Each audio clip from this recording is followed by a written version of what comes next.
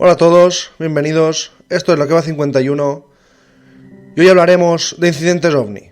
Hoy hablaremos de casos donde no solo la gente que los sufrió ha tenido secuelas emocionales o secuelas mentales, sino también físicas. Secuelas permanentes en el estado de su salud. Se podía llamar ataques OVNI, queriendo sin querer, eso ya no es difícil de saber, pero sí ataques a la integridad física de las personas. Y empezamos por el incidente OVNI Cash Landrum. Era el 29 de diciembre de 1980. Esa noche cambió la vida para siempre de tres tejanos.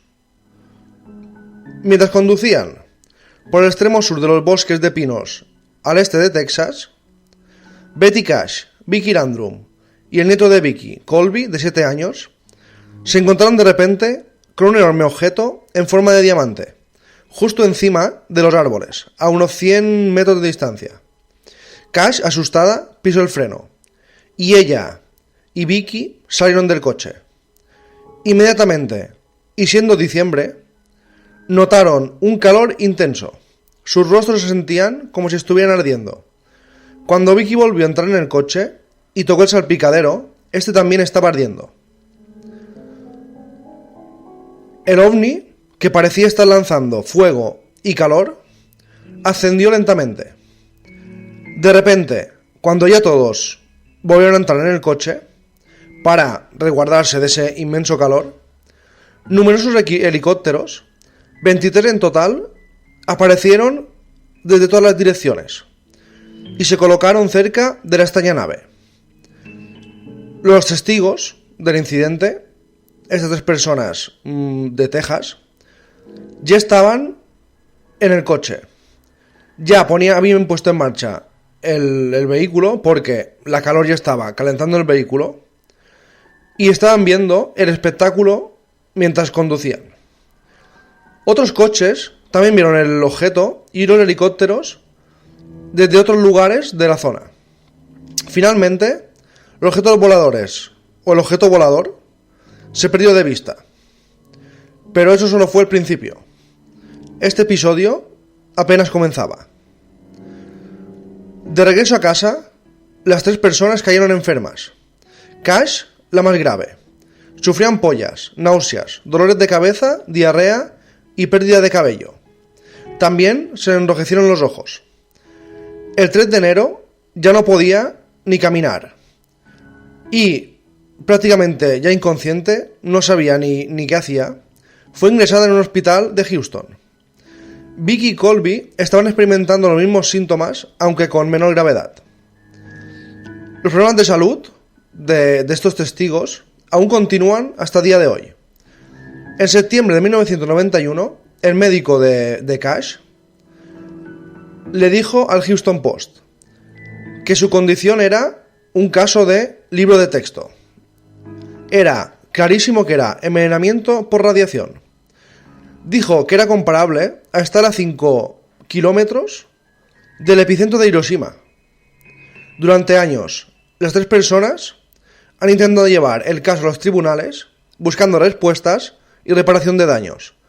Pero las agencias oficiales aún hoy en día niegan cualquier conocimiento del incidente, a pesar que los helicópteros fueron identificados por gente del lugar como los Boeing CH-47 Chinook, de doble rotor, que eran utilizados en su época tanto por el ejército de tierra como por el ejército marino. Así pues, este ovni, ¿qué estaba haciendo ahí lanzando fuego en medio de un bosque a las afueras de Texas?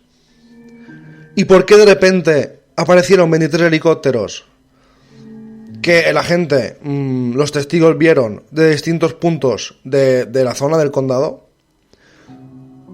¿Ya lo estaban persiguiendo y llegaron justo en ese momento cuando empezó a tirar fuego? ¿O es que este objeto tenía problemas, digamos, técnicos y por eso lanzaba ese increíble calor? Nunca lo sabremos, pero lo que sí sabemos es que estas tres personas fueron expuestas, sean ovnis o algún experimento del gobierno, a una fuente de calor y radiación inmensa. Y ahora nos vamos a Minnesota. Nos vamos a 1979. Al estudiar una luz brillante a 2 kilómetros más o menos entre los árboles, el alguacil adjunto del condado de Marshall, Val Johnson, preguntó a sus compañeros por radio si había traficantes de drogas sobrevolando la frontera canadiense. Esta luz que estaba viendo el segundo, digamos, del sheriff, estaba muy cerca del suelo. Él creía que era un avión que se había estrellado o había aterrizado. Por eso, cuando vio esta luz a través de los árboles, creyó que había habido un accidente. Lo primero que pensó, como he dicho antes, es llamar a la base, porque por ahí había muchos traficantes de drogas que sobrevolaban esa zona, a ver si podía ser que estuvieran buscando a alguno, persiguiendo a alguno y se hubiera estrellado. Pero no hubo respuesta no sabían qué era, ni se había hablado de un avión sobrevolando la zona, ni nada. Y así que Val Johnson ya se dirigió por la carretera, iba por un caminito donde vio la luz entre unos árboles a unos 2 kilómetros. Decidió, después de no tener respuesta y confirmación de nada por sus ayudantes y por sus compañeros, decidió coger el coche y ir ya por la carretera, porque así llegaría mucho más rápido al lugar del posible accidente. Eran las 1:40 de la madrugada del 27 de agosto. Cogió el coche, se fue por la carretera hacia la luz, que aún brillaba entre los árboles, y de repente vio que esta luz, cuando ya estaba muy cerca de ella, le disparó directamente a él. Lo último que escuchó, después de ver el haz de luz dirigiéndose hacia él, era el sonido de cristales rotos. A las 2:20, una débil voz crepitó por la radio en la oficina del sheriff en Warren, en Minnesota. Era Johnson. Acababa de recuperar el conocimiento.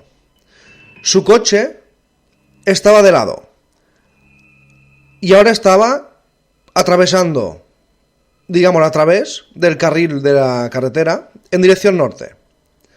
La parte delantera estaba inclinada hacia una zanja. Cuando le preguntaron qué había sucedido y qué le estaba pasando, Johnson solo pudo responder: no sé, una luz, acaba de golpear mi auto. Los oficiales, sus compañeros, llegaron rápidamente a la escena. Encontraron que el automóvil había sufrido daños muy extraños. El parabrisas estaba gravemente y extrañamente agrietado. Una antena doblada, luces rotas y otros daños que no concordaban con un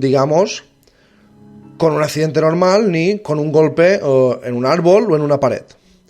Tanto el reloj del coche como el reloj de pulsera de Johnson iban 14 minutos más lento, aunque ambos estaban manteniendo la hora.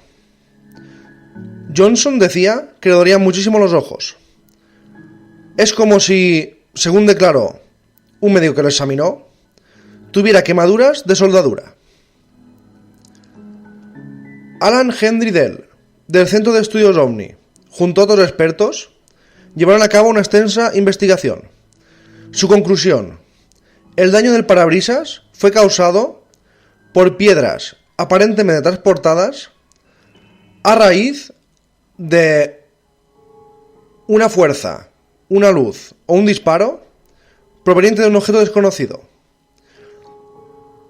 El experto pensó que la antena doblada probablemente se debía a una ráfaga de aire a muy alta velocidad, que lo que hizo era, aparte de doblar la antena, mover el coche.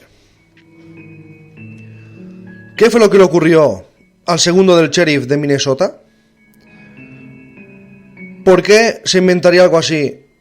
Porque si hubiera tenido un accidente, pienso yo, tiene un accidente, no quieres que se sepa, o yo qué sé, o ibas borracho, y te inventan una excusa, a lo mejor te pegan un golpecito con el coche, te hacen el que tienes heridas o que tienes algo roto, y a lo mejor te salvas de la bronca.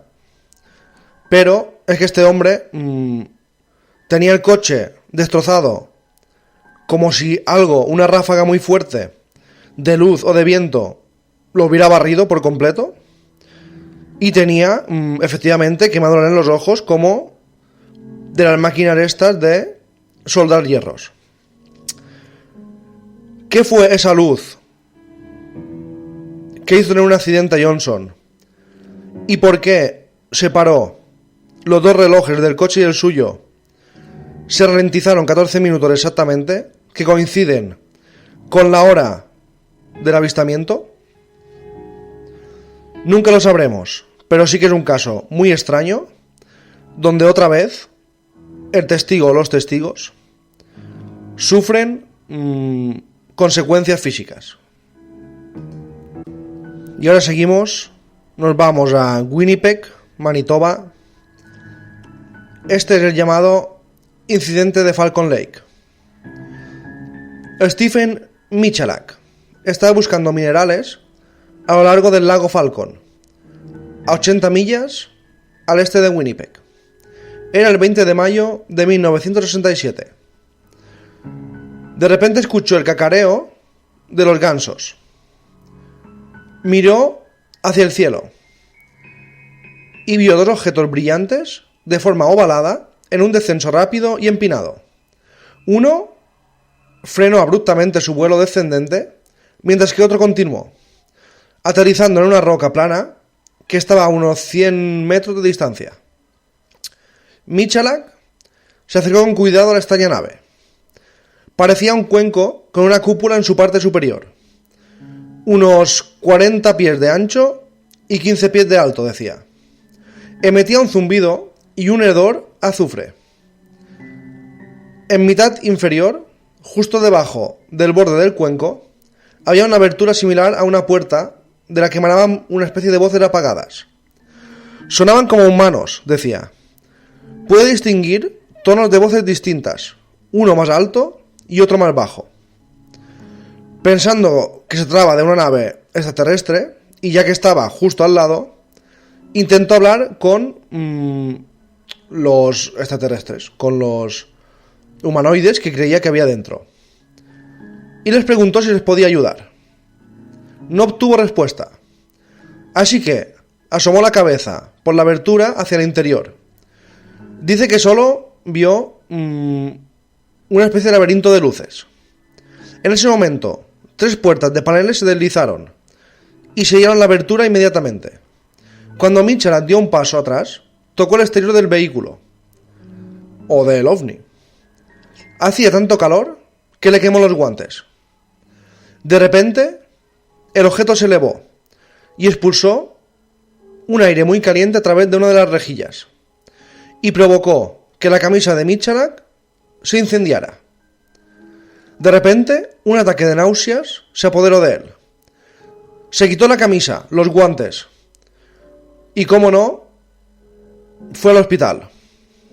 No le sabe si llamó de algún lugar o alguien lo vio y lo llevó al hospital, pero cuando lo examinaron los médicos en el hospital de Winnipeg, solo unas horas más tarde, notaron un patrón de quemaduras increíble en su pecho. Exactamente, la quemadura era de la abertura que había descrito Michalak en la parte inferior del ovni. Y los problemas de salud continuaron. Fue a la clínica Mayo de Minnesota. Las investigaciones realizadas por organismos oficiales y civiles no revelaron ninguna evidencia de un engaño ovni. En 1935, un miembro del Parlamento canadiense se quejó que el gobierno no había publicado sus conclusiones, que el gobierno había investigado el caso y no había dicho absolutamente nada. ¿Qué le ocurrió a este hombre? Como vemos, en 2 de los 3 casos de los que hemos hablado, hay un aire muy caliente, muy caliente, hay como fuego que sale del objeto, del vehículo, del ovni, y en este último olía azufre. Y esto era importante, el dato del azufre, porque en muchos avistamientos ovni, en muchos avistamientos de seres extraterrestres, digamos, o de objetos que están posados en un bosque o en una montaña o en la tierra, donde sea, mucha gente dice notar ese olor fuerte a azufre. Y a mí me llama la atención, es curioso, que gente en distintas épocas y en distintas partes del mundo, cuando ven un avistamiento ovni, crean oír o notar el olor del azufre. Y ahora nos vamos a Brasil. Uno de los casos más dramáticos ocurrió en el que es llamado el gran estallido de ovnis de 1957 y ocurrió en una base del ejército en Itaipú, en la costa atlántica de Brasil. Eran las 2 de la madrugada del 4 de noviembre y 2 guardias vieron un disco naranja luminoso que se acercaba sobre el océano a baja altura y a una velocidad muy rápida. Al pasar por encima de los soldados, el disco, que iba muy rápido, frenó al instante.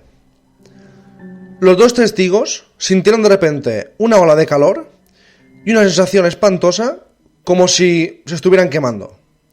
Sus gritos hicieron que 2 soldados salieran a trompicones de sus barracones justo a tiempo para ver cómo se alejaba el supuesto ovni. En ese momento falló todo el sistema eléctrico del fuerte, de la base. Y en medio de un gran secreto, los 2 hombres fueron trasladados de urgencia a un hospital militar. Fueron tratados durante las siguientes semanas por quemaduras, ojo, de primer y segundo grado. Tenían el 10% de su cuerpo quemado. Pero también hubo, esa tarde, otros casos de quemaduras. En esa zona, los motores de varios coches, a lo largo de una carretera rural cercana a Oro Grande, esta vez en Nuevo México, he dicho en el mismo lugar, esta vez fue en Nuevo México, dejaron de funcionar de repente cuando un objeto en forma de huevo estaba haciendo unas maniobras muy extrañas encima suya.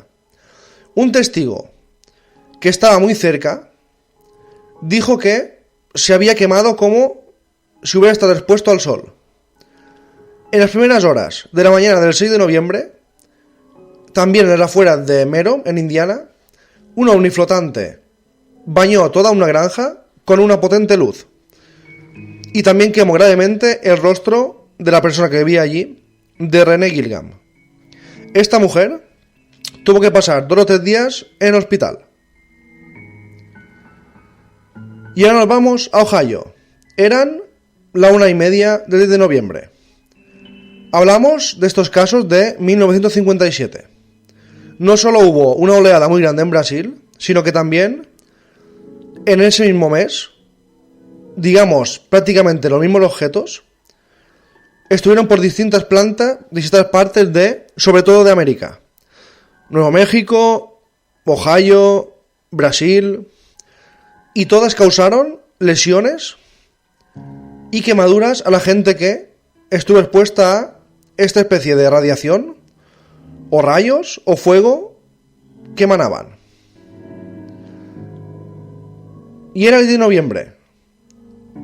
Una mujer de Madison, como he dicho, de Ohio, vio un ovni en forma de bellota. Estaba flotando justo detrás de su garaje.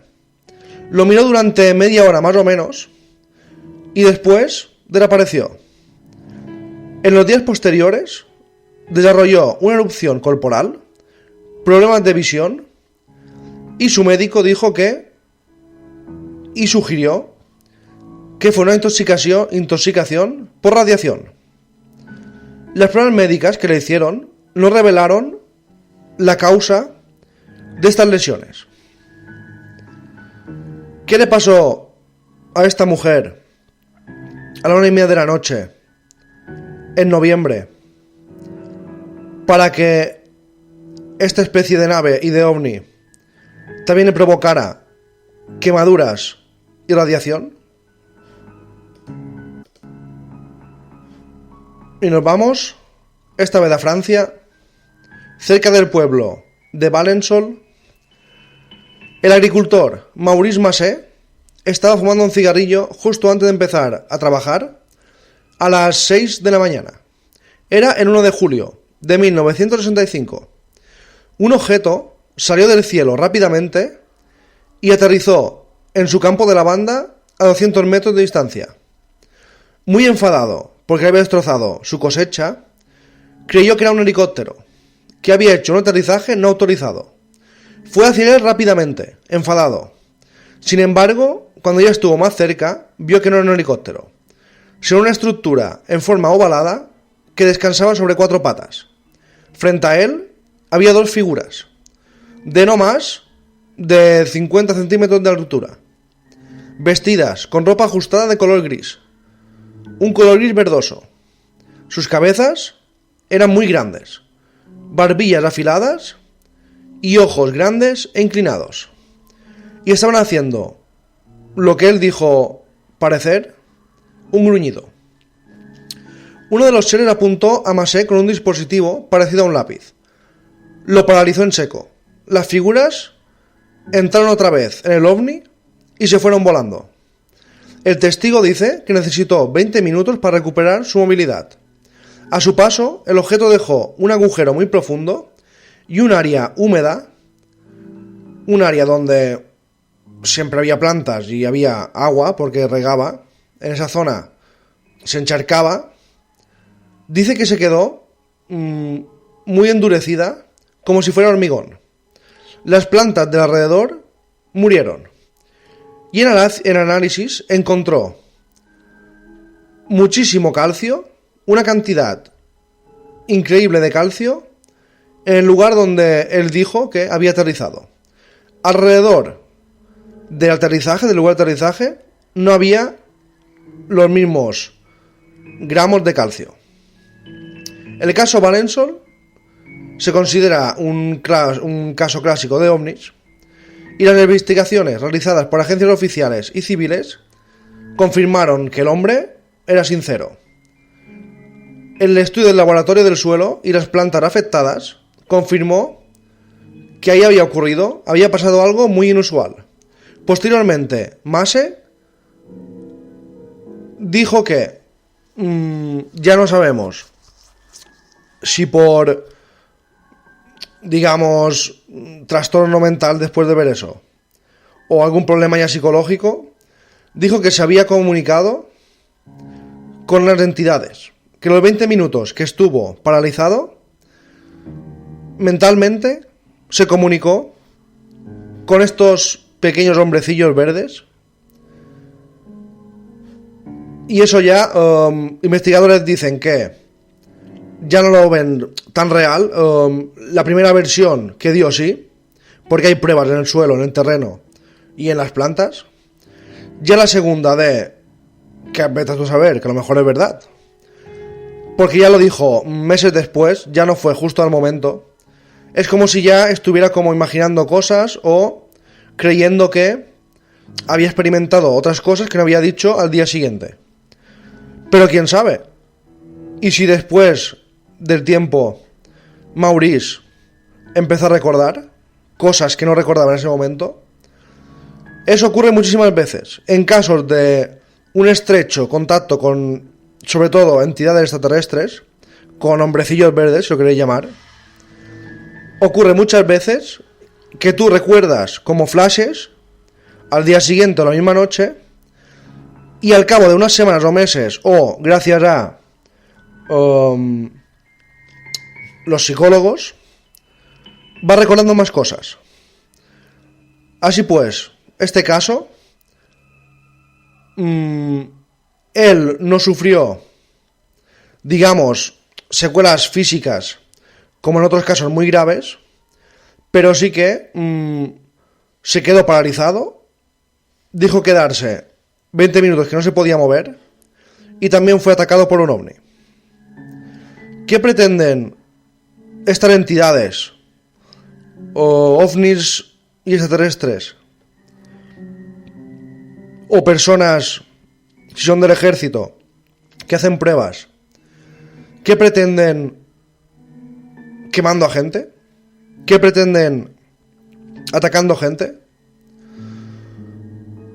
Si estos son pruebas militares, entiendo que no quieran que se sepa absolutamente nada de la prueba en sí, porque si no sería un escándalo tremendo, si no sería de juzgado que hicieran pruebas con gente normal probando sus aparatitos. Pero quién sabe, los ejércitos y los países son capaces de todo. Y seguramente algunos casos de estos, no todos, son pruebas militares. Pero, ¿y los que no lo son? ¿Los que no son pruebas militares? ¿Qué son? ¿Son civilizaciones de otros planetas que nos vienen a hacer pruebas? Y si era así, yo creo que, si esto fuera verdad, es muy peligroso para el ser humano. Se tendría que saber y los gobiernos tendrían que hacer un plan de defensa contra este tipo de inteligencias que nos vienen a visitar y nos pueden matar. Sí, a no ser que ya tengan un plan de inteligencia, un plan de defensa que no sepamos. Todo es muy confuso en estos casos de ovnis. Los avistamientos, todos coinciden, los investigadores, la policía, psicólogos, que no mentían, que lo que vieron, lo vieron, y no iban de pastillas, ni se lo imaginaron, ni estaban locos, ni tomaban medicación, ni nada. Esta gente lo vio, fue atacada por lo que sea que fueran esos objetos, esos ovnis, y ahí se queda el caso. Ahí se quedan los casos. Para mí, estos casos son impresionantes. El de agricultor Maurice, mucho más, porque hay pruebas en el terreno. Hay calcio. ¿De dónde sacas calcio? ¿Cómo es posible que haya tanto calcio en la zona de aterrizaje cuando antes no había? ¿Cómo es posible que algo aterrice y deje el suelo mojado, húmedo, como si fuera hormigón? Seguramente nunca lo sabremos. Seguramente seguirá habiendo casos de gente en lugares apartados y rurales y en bosques y carreteras atacados por ovnis, sean terrestres o sean extraterrestres. Y son casos que a mí me asustan. Imaginaos ser el protagonista de un caso de estos. Una cosa es ver una luz a lo lejos e intentar hacer un vídeo, que casi nunca se ven bien. Hoy en día, con las cámaras que hay, este es un inciso que hago, 4K, cámaras que graban perfectamente, zoom, casi nunca se ven bien los vídeos grabados de ovnis. Es una cosa que me llama la atención. No sé a vosotros. Las fotografías tampoco se suelen ver bien. Y no creo que sea tan difícil hacer una fotografía y un vídeo. Es verdad que si está muy lejos es normal que no se vea bien, y más de noche. Pero hay fotografías de día que se ven fatal aún hoy en día. Es un paréntesis que hago, un inciso. No sé qué pensáis vosotros. Un día hablaremos de eso, de por qué cada vez parece haber menos pruebas y menos fotografías y menos vídeos, o parece que se están como escapando más de nosotros. A lo mejor nos esquivan ya porque ahora ven que tenemos muchas cámaras y móviles y cámaras de vídeo, y a lo mejor van con más cuidado, que también podría ser. Un día hablaremos de eso. Pero ya para acabar con este especial de casos ovni que han atacado a personas, entidades sean lo que sean, que han atacado a personas, les han quemado, y no solo quemado. Hay que recordar que hay gente que sí, que acabó con llagas, con quemaduras de primer y segundo grado, pero es que a la vez tenían radiación. O sea, ¿de dónde sale la radiación? Porque si fuera el motor de un prototipo, de un avión militar, pues es posible que los quemara, es posible. Pero la radiación, ¿de dónde sale la maldita radiación? Recordemos, en un caso del que he hablado, era como si hubiera estado a 5 kilómetros de la explosión de Hiroshima. ¿Son misterios? ¿No se pueden explicar? ¿Son ataques de ovnis? ¿Por qué nos atacan? ¿Son extraterrestres? ¿O son nuestros gobiernos? Cuidado, lo único que os puedo decir, cuando estéis solos, en una montaña, un bosque, un camino o un campo, y veáis una luz extraña al lado vuestra o a unos metros. Yo no me acercaría, por si acaso. Gracias a todos y hasta la próxima.